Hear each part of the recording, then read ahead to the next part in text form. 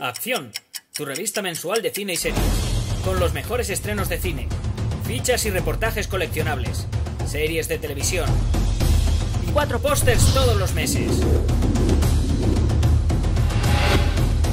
Búscala en tu kiosco.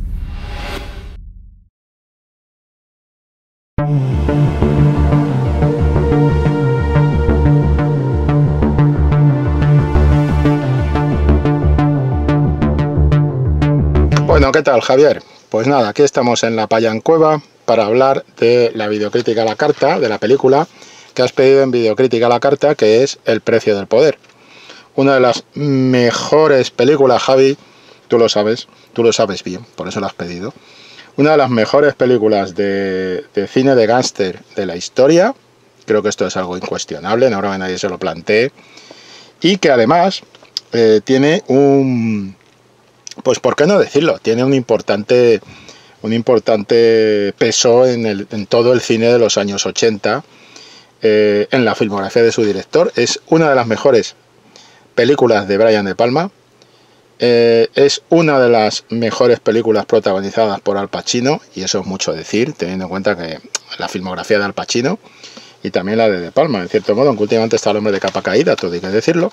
Pero digamos que, pues bueno, esta película sí que lo tiene, digamos, en su mejor momento, en su momento de madurez plena, como creador, como director. Y como digo, uno de las representantes más ilustres de lo que es el cine de gángster. Cine de gángster que hay que diferenciar, o por lo menos yo tiendo a diferenciarlo, hacer hincapié en diferenciarlo de lo que es el cine de mafia, más al estilo El Padrino y demás, ¿no? Yo creo que la dinámica que encontramos aquí es una dinámica que encaja muy bien con lo que era el cine de gángster de los años 30 y parte de los 40.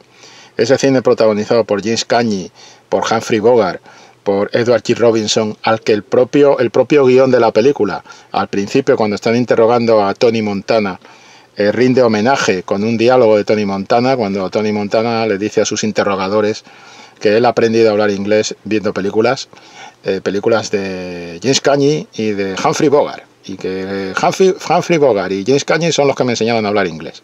Bien, pues ese guiño pequeño que está al principio de la película y que evidentemente entronca claramente con lo que es la propia identidad de esta película, que es como un volver... me resisto a llamarla remake, pero realmente es una nueva versión de una historia que ya se había contado en el cine, Scarface, dirigida por Howard Hawks, uno de los dos directores de referencia junto con Alfred Hitchcock para Brian De Palma, para el director de esta película, y un poco ese es un poco el tema así en general. Voy a hacer los avisos de rigor, Javi, si me permites. Esto es un vídeo de la revista Acción Cine y Acción Tele también.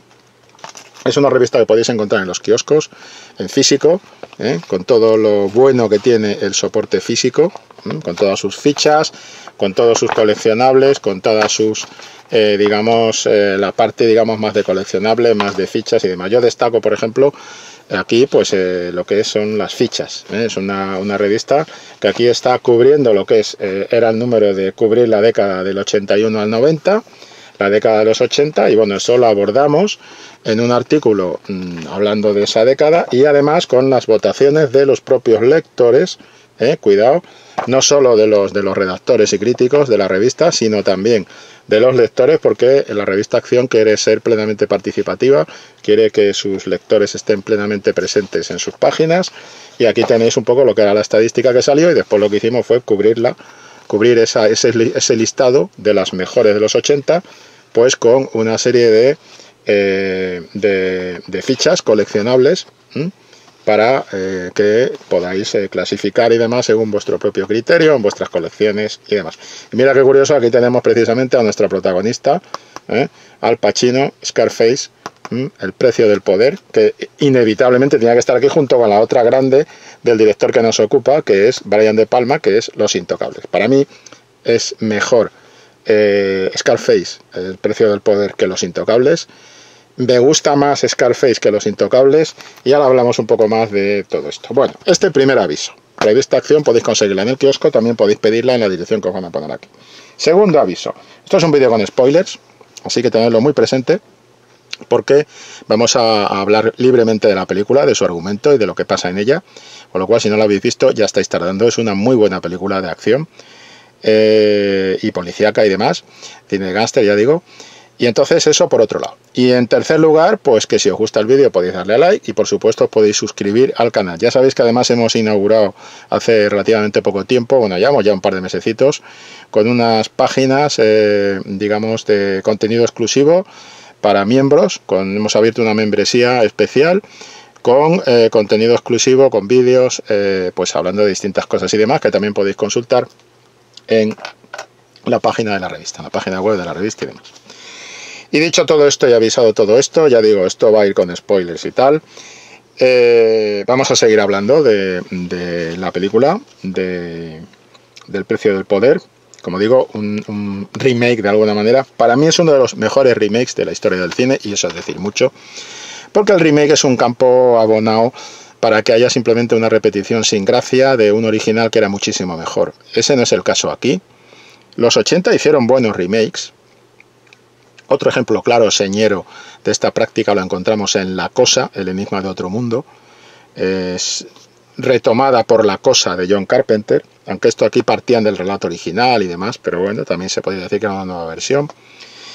Y en general también en los 80 nos vamos a encontrar otra película que estaba destacada aquí en las fichas, que es Fuego en el Cuerpo, que no es un remake declarado de, pero sí que ciertamente tiene mucho que agradecerle, digámoslo así, a la película Perdición de Billy Wilder. Con lo cual, Perdición de Billy Wilder tiene una componente importante como sustrato, como base sobre la que se asienta digamos, la película de Fuego en el Cuerpo de Lawrence Kasdan. En cuanto a cine negro, homenaje a cine negro y demás. O sea, hubo varios remakes en los 80, pues interesantes, curiosos, que eran buenos ejercicios de remakes. ¿Por qué? ¿En qué se basa que sea buena esta película como remake y como película en sí misma? Pues que es película en sí misma, es decir, tiene su propia identidad, y cierto es que de alguna manera toma referencia de la película esta de Scarface de Howard Hawks, pero después digamos que desarrolla su propia identidad, su propia personalidad dentro de la propuesta. O sea que por ahí muy bien. Y esto empieza con el prólogo, con ese prólogo documental. La película hay que decir que está dividida en tres partes muy claras. Esas tres partes, digamos que van a tener un prólogo en esos planos, esas imágenes documentales del tema de lo que fue la llegada de migrantes cubanos a territorio estadounidense. La película empieza con un primer plano documental de Fidel Castro, diciendo algo así como: a los yanquis no los necesitamos. Y después vienen todas las imágenes de las barcas llegando, a los barcos llegando cargados de gente, llegando emigrantes a Estados Unidos, aguas estadounidenses.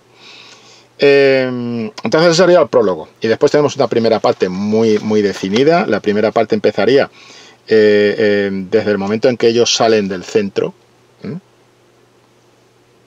Desde el momento en que ellos salen del centro, ahí tendríamos digamos el primer encargo, cuando ellos perpetran el primer encargo de asesinato. Ahí estaríamos ya en la primera parte de la película, y el final de esa primera parte sería después del encuentro con la chica del jefe, por ejemplo, con Elvira, con la chica de López. A partir de ahí pues empezaría la segunda. La segunda parte es cuando te hace un fundido a negro y te pone 3 meses más tarde, te lo dicen en voz en off, 3 meses más tarde, y empieza con un cielo azul. Y entonces es curioso porque en estas dos partes nos vamos a encontrar el mismo recurso. Después de ese prólogo que te presenta un poco la situación general de los personajes, y después te mete ya en su primer asesinato, su primer crimen en suelo americano. Después de ese prólogo entramos en las consecuencias de ese asesinato, como ellos empiezan a trepar en el escalafón del crimen, y de estar lavando platos, fregando platos, pues van a pasar a formar parte de una banda de tal. Y lo curioso del asunto es que en ese primer acto ya te hace una alusión que va a repetir, cuando en esa primera parte te hace una alusión que va a repetir en la segunda parte de la película. Y es la alusión al paraíso. Está hecho de una manera muy sutil, muy elegante, pero la primera parte empezaría justo en el momento en que ellos ya, una vez han conseguido salir de ese centro de retención, vemos un plano. En esta película, en todo momento Brian De Palma va a estar trabajando con planos de movimiento de cámara con grúas, con grúa, movimientos de grúa con la cámara, y entonces te hace una especie de traveling vertical desde un plano que te sitúa en una especie de paisaje absolutamente falso, que es un dibujo de lo que es casi idílico, de lo que es ese lugar al que ellos han conseguido llegar, y te va a ir bajando y te va a bajar, digamos, a donde están trabajando, que es en una cafetería de estas, cutrecilla, donde ellos están fregando platos y dando tacos y cosas de estas. Y entonces, cuando baja, vemos que hace bastante hincapié visual en un cartel con una palmera, falsa palmera, evidentemente, una palmera recortada de estas, donde pone el paraíso. Y claro, claramente el movimiento de cámara, el traveling, el movimiento bajando la cámara en vertical es movimiento de bajada. Es decir, aquí tenéis el paraíso falso, paraíso americano falso para vosotros, y ahí os vamos a bajar a pie de calle donde estáis hundidos. Estamos viendo como, por ejemplo, Al Pacino, pues está Tony Montana, pues está fregando platos y tal, y está ya hasta las narices de fregar platos y tal. Y ahí es cuando entra en contacto un poco con el segundo de a bordo de López, que es el jefazo del crimen, que de alguna manera les va a abrir las puertas de hacer otros trabajos, ¿no? Pero ojo a esa alusión del paraíso, porque esa alusión del paraíso se va a repetir en la segunda parte. Cuando empieza la segunda parte, volvemos a encontrarnos otro fundido negro, y cuando entramos en la segunda parte, el propio Tony Montana repite, esto es el paraíso. Esto es el paraíso, te lo digo yo. Insiste en esa alusión al paraíso. En la segunda parte. La primera era visual, leías el paraíso en una palmera. La segunda es, esto es el paraíso ya verbal.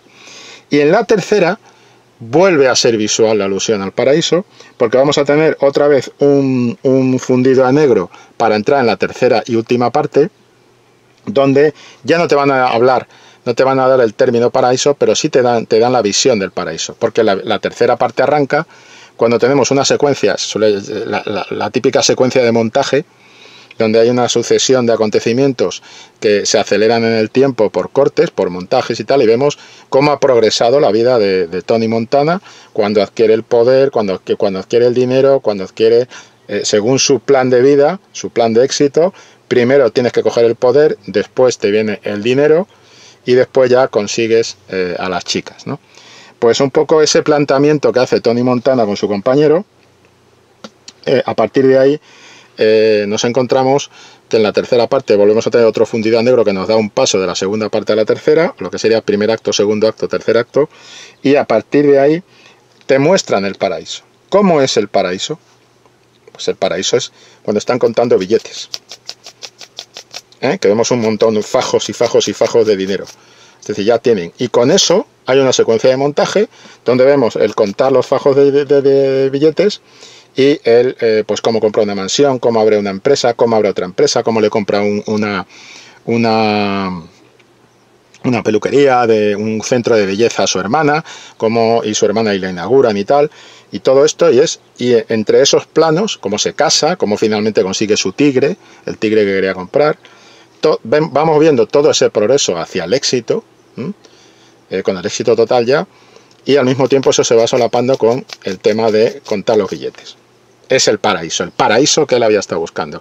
¿Cuál es la reflexión final de este personaje cuando está borracho en el restaurante este lujoso y demás? ¿Para qué he luchado yo? Para esto he luchado yo. Es decir, es cuando cae la decadencia. ¿Por qué? Porque la película está claramente estructurada como una especie de versión en negativo de un tema recurrente en el cine de los 80, que es el cine de los yuppies. El éxito joven, el hacer el primer millón antes de una edad determinada, y el éxito un poco es muy hermana, muy prima, muy cercana a, por ejemplo, Wall Street. Es decir, en el fondo estamos trabajando el mismo material, es decir, los yuppies, el éxito de los jóvenes emprendedores, de los jóvenes empresarios. Pero claro, ¿qué pasa? De lo que te habla esta película es de que en un sistema capitalista, algo que también comentaban en The Wire, en la serie The Wire, en un sistema capitalista la gente del gueto, la única empresa que puede emprender es criminal. Tienen que emprender empresas criminales, porque es el hueco, el resto, el nicho que les deja el Estado capitalista, que es de lo que habla también Tony cuando está borracho hacia el final de la película, cuando le reprocha a la mujer que se droga mucho y que por eso no puede tener hijos y toda esta movida.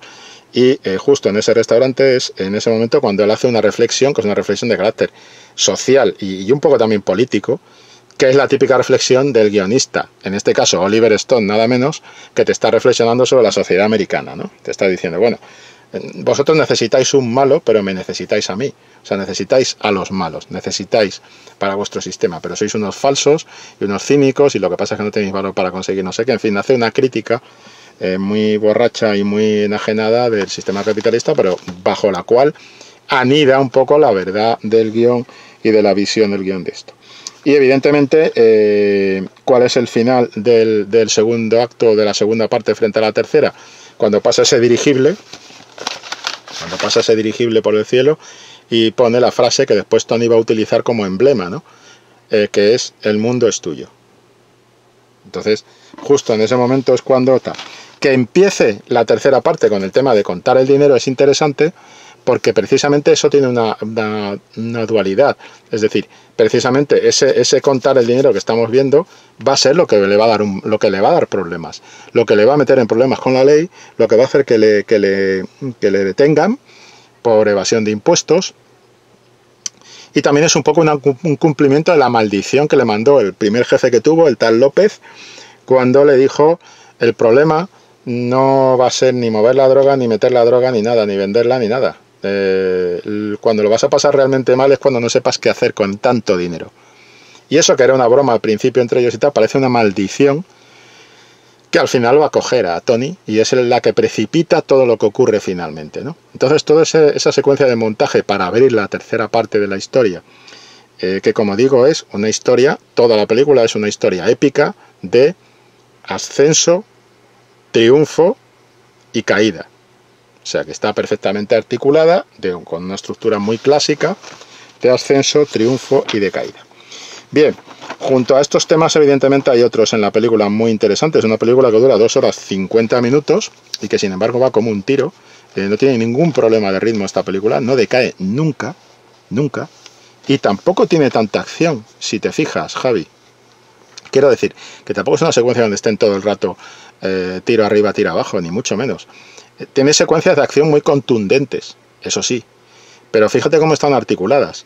La primera está situada perfectamente en la primera parte, que es la que muchos, yo creo que la mayoría, me atrevo a decir, es la que más recordamos, de la que hablaremos ahora, que es la secuencia con la motosierra. Después, en la segunda parte, tenemos la secuencia de acción del tiroteo contra Tony, los disparos contra Tony, en el sitio este se llamaba... en el local, la discoteca esta donde van a festejar los personajes, ¿no? Ese tiroteo con los dos tíos con las metralletas. Esa es la secuencia de acción. No podemos decir, es una secuencia de intriga. Lo que va a ser el asesinato de López, el ajuste de cuentas con López, no es una secuencia de acción. Hay violencia, hay disparos, pero no se puede decir que sea acción. Es una secuencia claramente de intriga. O sea que acción tenemos la de la motosierra en la primera parte, primer acto si se quiere, la de el ataque, el atentado contra Tony en la discoteca en la segunda parte, y evidentemente en la tercera parte la secuencia de acción que tenemos es la secuencia del tiroteo final, del tío cogiendo la metralleta y bueno, y liando la jiparda con todos los bolivianos que están asaltando su mansión y todo esto. O sea que solo hay 3 secuencias de acción, ¿no? Sin embargo, como son tan potentes, pues se tiende a pensar, a tener esa idea de que hay mucha más secuencia de acción en la película y tal. No, lo que hay es mucha violencia contenida. Por supuesto, el prólogo también tiene su secuencia de acción, que es el asesinato de Revenga, creo que se llamaba el personaje, el asesinato de Revenga, que es el tío este al que les mandan matar para poder entrar un poco poder salir del centro y poder entrar en la vida en la vida estadounidense, por decirlo así, ¿no? O sea que fíjate cómo el propio prólogo tiene también su secuencia de acción muy bien planteada. Y después otra cosa que llama mucho es la clave épica. La clave épica te la da el propio trabajo con la cámara que plantea, de planificación con la cámara, de puesta en escena que te plantea Brian De Palma desde el principio. Ya en ese motín donde, ya con las secuencias documentales, porque te está ilustrando un hecho histórico, un momento histórico, ¿no? Y en las secuencias documentales ya te está introduciendo esa clave como épica, ¿no? De toda esa gente llegando a Estados Unidos. Pero después te mete en el centro de retención, perdón, y entonces ahí es donde se produce este asesinato y tal, y vamos a ver cómo el movimiento de cámara es casi, digamos, majestuoso por encima de todo el centro de detención, siguiendo al tal Revenga y tal, y lo vamos a ver cómo cuando después lo maten, cuando le mete las cuchilladas Tony, pues va a seguir a este hombre trastabillando tembloroso por las calles con un plano desde arriba, con un plano cenital desde arriba, y al final el tío cae y queda así una imagen desde cenital con toda la gente alrededor revelándose en el centro, y el tío el primer asesinato de Tony en suelo americano, pues ahí lo tenemos, ¿no? Esta clave épica va a estar en toda la película. Yo creo que es una de las es épica visual que caracteriza la película, y es muy interesante porque como hicieron otras películas que también trabajaron mucho el homenaje al cine clásico, sabemos, o por lo menos debemos saber, que el cine de gángster todavía no es cine negro. O sea, se tiende equivocadamente a identificar el cine de gángster con cine negro, pero el cine de gángster no es cine negro. El cine de gángster de los años 30 y parte de los 40 no es cine negro. Es otro tipo de cine donde además hay un subgénero, que es el subgénero carcelario, las películas de cárceles, que podemos englobar dentro del cine de gángster. Pero el cine de gángster, ¿qué es lo que es esta película? Es decir, el precio del poder, Scarface, es cine de gángster. Y además es la fórmula perfecta del cine de gángster, la sigue cuidadosamente, fiel y cuidadosamente. La estrategia del cine de gángster, digamos que te plantea esta idea de, digamos, dar una visión en negativo, truculenta, del sueño capitalista del hombre hecho a sí mismo, y de alguna manera del triunfo del individuo sobre su realidad, ¿no?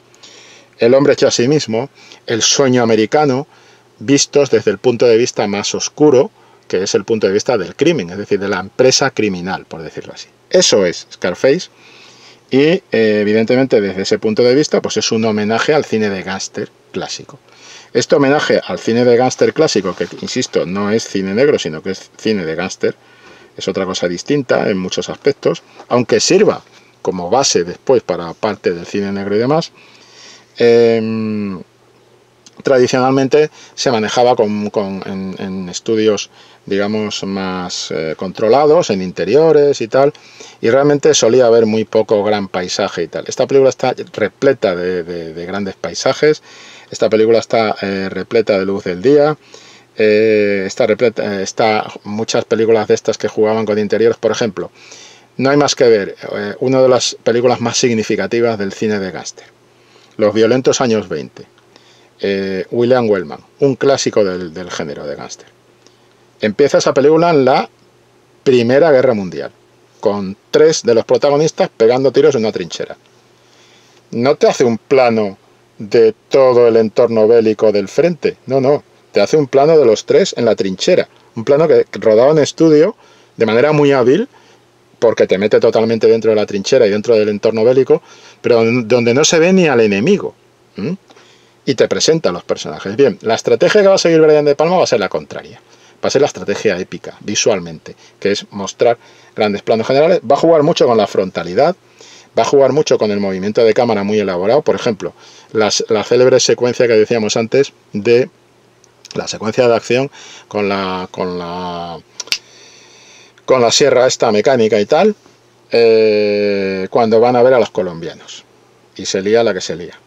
Bien, pues te va a poner un plano frontal que es prácticamente un duelo entre Tony y el colombiano, cuando van a comprar la droga y demás, y les hacen la trampa. Y vamos a ver cómo además, curiosamente, está muy bien articulada, muy bien estructurada en la puesta en escena, pero también en lo que es la construcción del plano.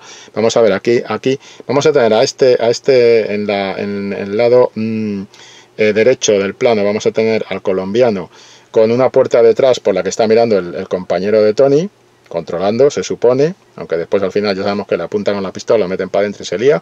Y en la otra puerta está Tony, y que Tony tiene detrás la puerta del baño, con la ducha y tal, donde se va a producir toda la tortura, toda la secuencia de violencia, de acción y tal. Te está anticipando eso, ¿no? Y en medio tenemos a esta mujer tumbada en la cama con las dos almohadas, que claro, tú ves las dos almohadas, cuando ya has visto la película no, pero cuando no la has visto, pues hombre, sospechas un poco, ¿no? Dices, esta señora ahí en medio tiene mala pinta, estas almohadas tienen mala pinta y tal. En fin, y hay como una secuencia de duelo, donde es todo frontal, la frontalidad va a ser esencial, y después en absoluto estático, porque están con los diálogos y tal, y tenemos la televisión aquí con la película de policías que están proyectando, donde suenan sirenas y tal a modo de aviso. Bien, pues ese juego de frontalidad, en el momento en que entramos en los planos, digamos, más cerrados, es cuando le apuntan al otro, lo meten dentro y ya se empieza a precipitar todo, y son como una serie de bolas de billar rebotando en las esquinas del tapete y sin saber muy bien a dónde van a parar, porque se ha instalado el caos en ese momento de suspense, de intriga, de supuesto orden que se quiebra a punto de quebrarse con una amenaza, que es la amenaza de eso, de la violencia y demás. Esto lo va a continuar haciendo durante toda la película, ¿no? Entonces, desde un punto de vista visual, esos movimientos majestuosos de cámara con grúa, vemos que cuando Tony va a la habitación donde están estos tíos, a Tony lo va a ir siguiendo la grúa casi en un plano secuencia, la cámara lo sigue en un plano secuencia hasta que llaman a la puerta, y después ya pega el corte porque tiene que pegarle y tal. Pero va a haber muchos planos que se muestran así, ¿no? De entradas en sitios, con grandes planos generales que te describen perfectamente el entorno en el que se desarrollan las acciones y tal. Entonces digamos que ahí es muy bueno la manera en la que Brian De Palma, digamos, le da una vuelta de tuerca, le da una vuelta de tuerca a lo que es el género de gángster en cuanto a su estética, digamos, habitual, el género de gángster clásico, para darle una dimensión épica, ¿no? A lo cual contribuye también, todo hay que decirlo, el guión de Oliver Stone, que a mí me parece que está muy bien, cómo coge el material original de Scarface y cómo lo cambia, lo modifica para darle personalidad a sus situaciones y demás. A partir de ahí, pues vamos a tener cosas muy curiosas, por ejemplo, temas como los colores, el trabajo con los colores. Evidentemente el color rojo va a estar muy presente en todo lo que tiene que ver con el personaje de López al principio. No sé si recuerdas la alfombra roja esta que está justo donde se van a sentar, a acabar el trato y tal, pero las columnas rojas de la entrada en el sitio este, también tenemos las columnas rojas de la entrada en la mansión de López, también tenemos las puertas, y cómo cuando a Tony le presentan a López, o mejor dicho a López le presentan a Tony, cuando tenemos ese plano general donde vemos esa especie de punto rojo en el suelo que parece casi estar anticipando cómo va a acabar esa relación en cuanto a sangre y demás. Y hay un momento en que veremos a Manny, el amigo de Tony, y veremos a López fuera del encuadre sobre la puerta roja donde está Tony. Se está anticipando lo que va a pasar ahí, de alguna manera, ¿no? Cómo utiliza el color rojo como referencia. Cómo es muy bueno que el tipo de vestido que trae Elvira cuando baja en el ascensor, por tono de color, por tono y por temperatura de color, rápidamente está enganchando con el tipo de traje, aunque sea un traje cutre y tal, de traje que se ha puesto Tony, ¿no? O sea, que están, y los otros están con otros colores, pero estos dos están ahí un poco en medio, ¿no? Como el verde va a representar un poco el tema familiar en la película, para bien y para mal. Cuando él descubre a su hermana bailando con el otro tío, su hermana también va de verde, aunque va escotada y hipersexualizada y todo esto, y eso a él le pone los nervios, a Tony. Y cómo va a representar un poco ese anhelo de familia que él no puede tener, ¿no? Por supuesto, cada plano marca pues todo, ¿no? Pero el juego de colores va a estar siempre ahí presente, ¿no?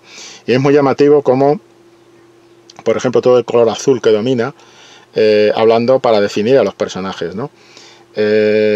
Cuando él va a proponerle matrimonio a Elvira, que además cuando le propone matrimonio a Elvira, si nos damos cuenta, es muy significativo, porque prácticamente le está proponiendo un trato. Es como si cerrara un acuerdo y le dice, ¿te gustan los niños? Pero no le está, no, la otra le dice, siempre que haya niñera. O sea, son los dos iguales, o sea, están cerrando un pacto, un acuerdo, ¿vale? Y esto va a marcar toda su existencia, digamos, como pareja, pero también marca la propia existencia de Tony dentro de la película en lo que se refiere a las dos grandes mujeres, que además son Elvira y Gina, la hermana de Tony y la mujer, la esposa de Tony. En realidad él tiene, en la parte de Michelle Pfeiffer, que es Elvira, es el ejemplo clásico de mujer trofeo.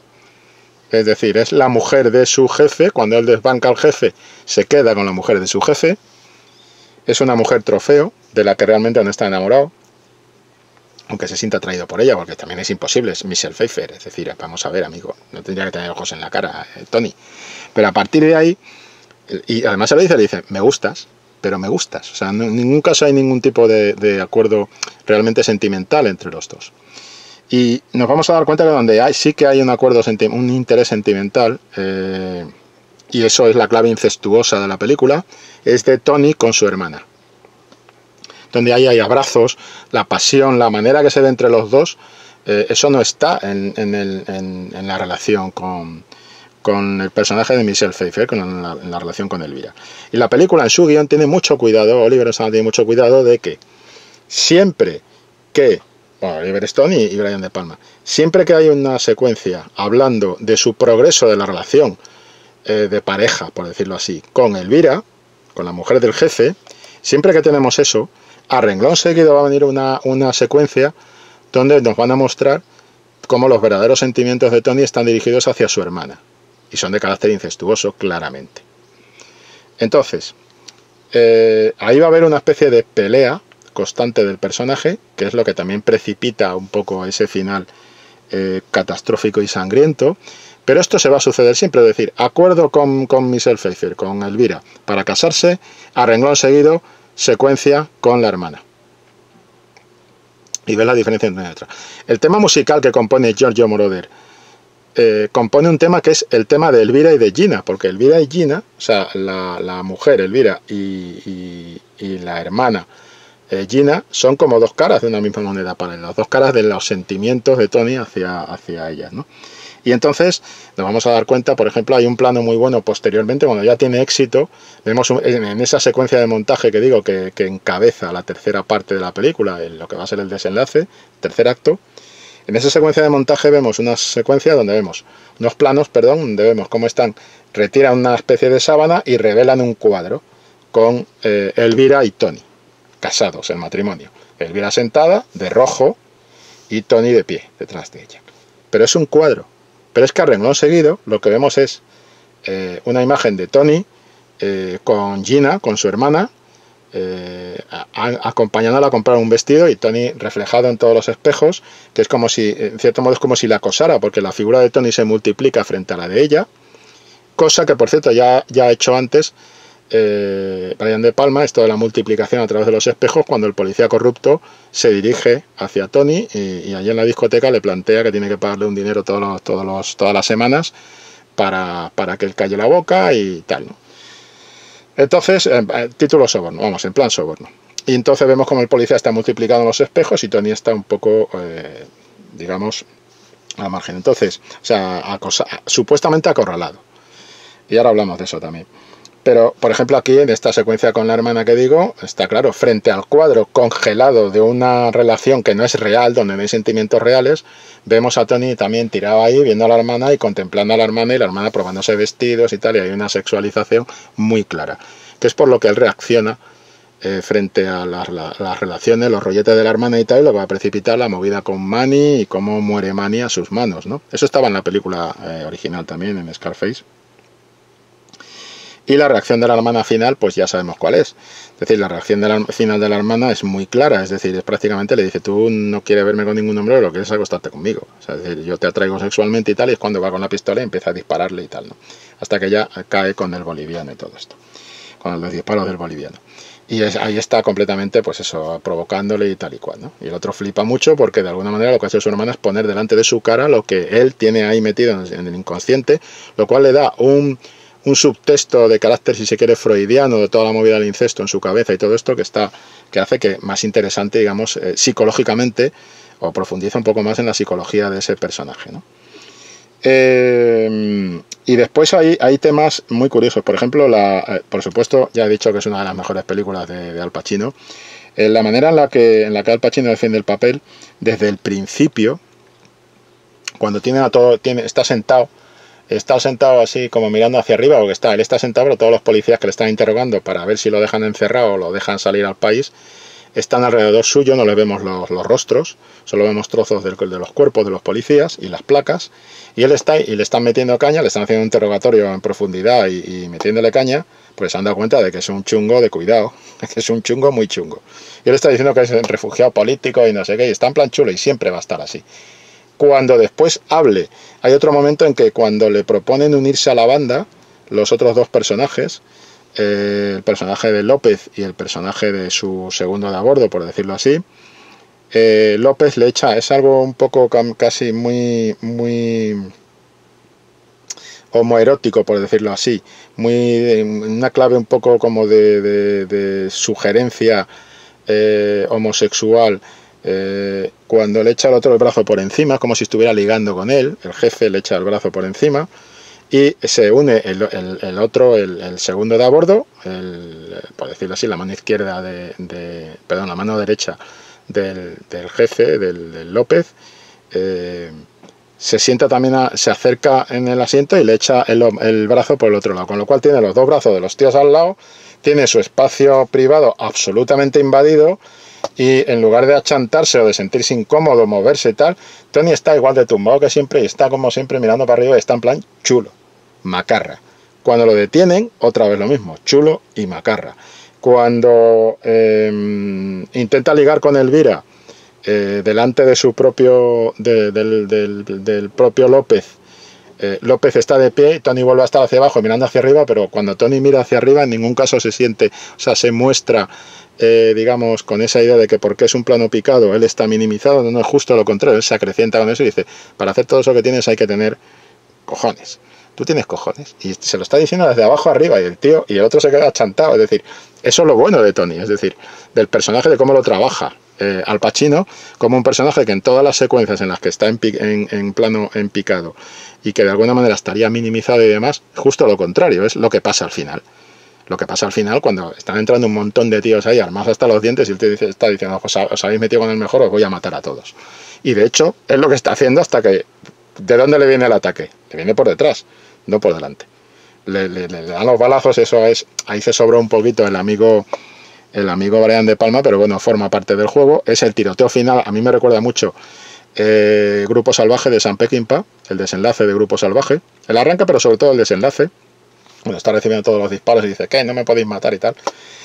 Y es cierto que cuando el momento en el que recibe el balazo, ahí entramos como haría Peckinpah en cámara lenta. Y el personaje como que cae, ¿no? A mí me recuerda mucho la parte de Peggy Bishop, William Holden en Grupo Salvaje al final y demás, ¿no?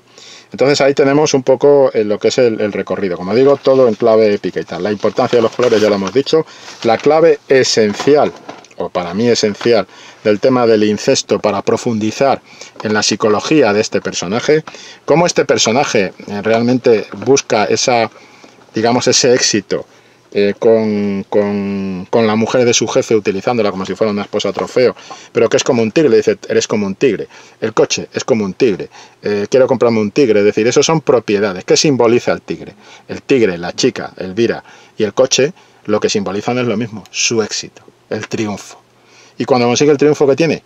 Nada, porque es cuando está más desconfiado, que es el plano tan bueno, otra vez un plano de grúa, donde está el tío en la bañera, se va a Manny, primero se va a Elvira, después se va a Manny, él se queda solo y empieza a decir, no, ¿para qué quiero esto? No me puedo fiar de nadie y tal y cual. O sea, en el fondo ese es un plano absoluto de soledad, que es otra vez con ese plano, otra vez con la cámara ascendiendo, grúa, muy clásico. Aquí Brian De Palma siempre ha sido un cineasta que iba muy cerca de los clásicos, pero aquí Brian De Palma está tan clásico como en Los Intocables de Lion Ness, claramente, ¿no? Y el juego de planos, la estrategia de planificación que tiene es la misma, es decir, te va a empezar por un plano general de situación del lugar y de posicionamiento de los personajes en ese lugar y en relación a otros personajes. Pasa en la secuencia con los colombianos, pasa en la secuencia con el encuentro con López, el primer encuentro en la mansión de López, pasa en todas las secuencias, va a ir a eso, de eso, te va a cerrar a un plano americano, cuando ya avanza un poco la acción, y después te va a ir a un plano medio corto, en el caso de López, por ejemplo. Siempre va a estar jugando con eso, ¿no? Y después hace otras cosas curiosas, ¿no? Como por ejemplo, cuando se encuentra con Elvira en la piscina, y vemos que están los dos absolutamente separados, y él tiene que recorrer, él es el que recorre la distancia que lo separa de ella, rodeando esa piscina. Cómo caracteriza la artificialidad del personaje de Elvira, como Elvira es como un fantasma, no parece material, es una tía que está todo el rato, pues eso es lo que él dice, ¿no? Como dormida, está como o durmiendo, o vistiéndose, o desvistiéndose y tal, y todas las conversaciones en torno a Elvira giran en torno a esta idea, ¿no? De que es una mujer que está, pero que como que no tuviera una vida, no la vemos un rato bailando, incluso cuando baila como un robot, y además la vemos por contraste en ese baile con Tony. Tony está bailando como más energía, pero ella es como si bailara como un robot, con movimientos como pactados, es prácticamente como una individua robótica, y que intenta mantener la distancia, y a la que sin embargo vamos a ver sonreír en el coche cuando él se pone el sombrero, y ese es el momento de enganche de los dos, donde se ve que ahí pues puede haber una movida. Bien, pues curiosamente, digamos que ahí es donde se ve un poco esa artificialidad de Elvira, porque ella está en ese plano lleno de colorines, con las sombrillas, las tumbonas, cada una con su color, colores parchís, azul, verde, rojo, tal, amarillo. Y está en una esquina, y después vemos que hay una piscina, y es una piscina que está al lado del mar. Es decir, es un poco ese juego de lo artificial, ¿no? Lo artificial de la piscina estando al lado del mar. No es una mujer que se baña en el mar, ¿vale? No, esta tía que se baña en la piscina, o sea, la clave artificial, ¿no? En el agua, digamos, contenida y controlada.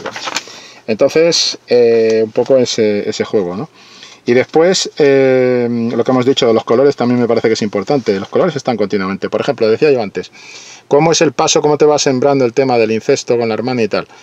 Habla con Elvira en el coche, ese plano que he dicho del coche, cuando la hace reír. Cuando Tony hace reír a Elvira poniéndose el sombrero. Dice, ni siquiera con sombrero me habla. Se pone la Pamela de Elvira y compone una imagen ridícula, y ella se ríe. Un puntito muy de Nouvelle Vague en ese momento, si queréis, ¿no? Si quieres, Javier. Pero a partir de ahí tenemos una rosa entre ellos dos, una rosa roja entre ellos dos, colgando de ese coche artificioso que lleva Tony, que es un esperpento de coche, que es un pedazo de coche, como marca, pero como está adornado con el tema este de tigre y tal por dentro, pues un poco hortera, ¿no? Y el hombre lleva ahí en vez de llevar un dado, pues lo que lleva es una especie de rosa colgando del retrovisor, ¿no? ¿Y qué pasa después? Cortamos ese plano, vamos al plano de la hermana, va a ver a la hermana, le regala un broche, ¿y qué lleva ese broche? La hermana le da la vuelta, plano de detalle. ¿Qué tiene ese broche? Una rosa. O sea, te está vinculando claramente las dos mujeres, la que de alguna manera es una esposa trofeo, y una especie de premio que él se da y además se lo dice así, le dice, es que yo contigo, con un tipo de mujer como tú, voy a triunfar, no va a parar nada. Pero es una cuestión casi de negocio, como se lo plantea. Pero él con quien tiene ese otro tipo de sentimientos con la hermana, ¿no? Y te lo está diciendo con claves como eso, como la rosa roja real en el coche, pero después cómo pasamos a ese broche donde él le da la rosa roja, que es como un corazón, y le dice Tony y tal para siempre, ¿no? Bueno, este tipo de cosas. Son cosas muy evidentes, nadie puede negar que existe esa intención narrativa de que haya un sesgo incestuoso en lo que siente, digamos, Tony por su hermano, ¿no? Y eso un poco los pequeños gestos. Por ejemplo, muy interesante el decorado, el excelente uso que hace del decorado Brian De Palma en la película. Por ejemplo, por poner un ejemplo de muchos, porque hemos hablado antes de ese plano donde te dice lo artificial, bajas la palmera artificial, el paraíso, y los tíos están ahí cabreados, fregando platos y tal. Y después, pues un poco ese plano de una puesta de sol, también falsa, porque también es una foto, que está como en un mural dentro del despacho de López. Y como de repente en ese plano se abre una puerta. O sea, que te da la artificiosidad, y Tony se va. Tony se va en la ruptura con López, ¿no? Como ese punto artificial es también el del dirigible, el mundo es tuyo, ese punto de artificiosidad que tiene en algunos momentos de la película, donde te están hablando de que el paraíso, que sería el tema el tema central de que ese paraíso que anhelan los cubanos que atraviesan el mar para llegar a Estados Unidos es un paraíso falso. Un mensaje muy contundente del guión de Oliver Stone. Es un paraíso falso, es un paraíso de mentira. Y lo que les queda para conseguirlo, pues es eso. Cómo está utilizado precisamente los colores. El rojo en la alfombra, en el despacho de Tony al final, como Tony va siempre con una camisa negra, pero además todas las paredes que tiene a su alrededor en su despacho son negras. La mesa en la que está trabajando o en la que gestiona su imperio del crimen es negra también. Y como el negro con el blanco. ¿El blanco de qué? El blanco de la cocaína. Y cómo materializa el blanco de la cocaína, está materializando el personaje del gran antagonista de la película, que es Sosa. Esta especie de cultivador, este gestor del negocio de la cocaína en Bolivia, que va a ser el que le va a complicar la vida por un poco aprovechando ese tema que decíamos del dinero, que va a ser el talón de Aquiles de Tony, su codicia. Su empeño es muy bueno cuando la madre le tira los billetes al suelo, cuando va a visitar por primera vez a su madre y a su hermana, y vemos como Tony no deja los billetes ahí y dice, bueno, pues para ti, déjame en paz, son $1000, pero tengo... No. $1 es $1. Eso es algo que está metido en su cabeza desde que estaba en Cuba. Y $1 es $1, y el tío se baja y se coge todos los billetes arrugados y se los guarda. Después se los va a la hermana otra vez, y toma, guárdatelos, pégate un gusto de vez en cuando y tal. Pero ese gesto es lo que le va a llevar un poco a la debacle, porque digamos que cuando el banco le sube el porcentaje para lavar el dinero, el tío prefiere irse a lavarlo él directamente, y es donde la lía, porque ahí es donde le trinca la policía, ¿no? Entonces, un poco el tema ese de que nunca, no menosprecia el dinero, nunca tiene suficiente y tal, y ese intento de ser lo que no es, cuando él dice, yo vengo de la calle, vengo de un mundo muy bajo, y yo lo sé. ¿Y qué busca con Elvira? Que le dé un poco de estatus, que le dé un poco de, digamos, de una imagen mejorada, ¿no? Pero en realidad él sigue siendo lo que ha sido siempre, ¿no? El tema de la coronación de Tony sería ese, el mundo es tuyo, es como el momento de coronación, porque al final la peli, bueno, al final, yo diría que ya en la segunda parte, pero sobre todo pasando de la segunda a la tercera parte, es cuando la peli se pone más Shakespeare. Cuando empieza a jugar más Shakespeare, cuando empieza a pesar más el tema del incesto, cuando empieza a pesar más el tema de la traición, entre comillas, de Manny y de la hermana y de Gina, y cuando vemos cómo él empieza a entrar en ese enfrentamiento con Sosa, porque él se convierte un poco en un...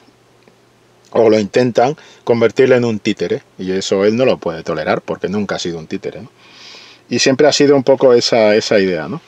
Y bueno, yo creo que el tema de la conciencia, el miedo, cuando le dice Manny, dice, gastamos el 12% de nuestro presupuesto bruto en seguridad.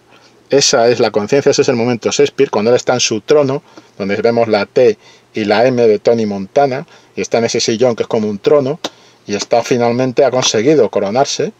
El mundo es tuyo, es como si se pusiera la corona, el dirigible, como si se pusiera la corona sobre su cabeza. Y ese 12% del presupuesto gasta en seguridad porque está totalmente asustado, en cierto modo, o inquieto porque le puedan atacar. Porque empieza a concebir las ideas paranoicas de que todo el mundo tal. Claro, no es paranoia si de verdad te persiguen, ¿no? Bien, pues lo que ocurre es exactamente eso, ¿no? Ese es un poco el tema. El plano de la soledad en la película, lo que he dicho, en el minuto 1:57:14, cuando está, digamos, en la bañera y ya no se puede fiar de nadie, la desconfianza, es la conciencia llamando a su puerta.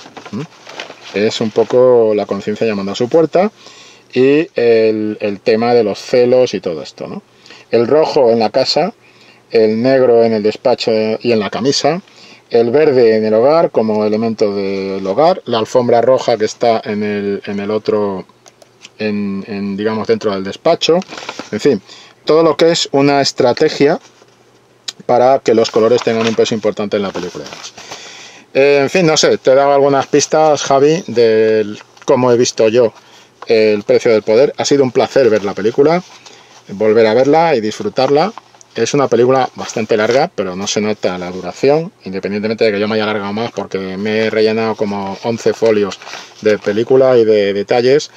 Pero es una película muy rica en cuanto a la información, cómo da la información al espectador, cómo te proporciona pistas, detalles y claves. Y lo dicho, un placer, gracias por la paciencia, esperando la crítica, Javi, y nos vemos en otra, como digo siempre. Hasta luego. Acción, tu revista mensual de cine y series, con los mejores estrenos de cine, fichas y reportajes coleccionables, series de televisión y 4 pósters todos los meses. Búscala en tu kiosco.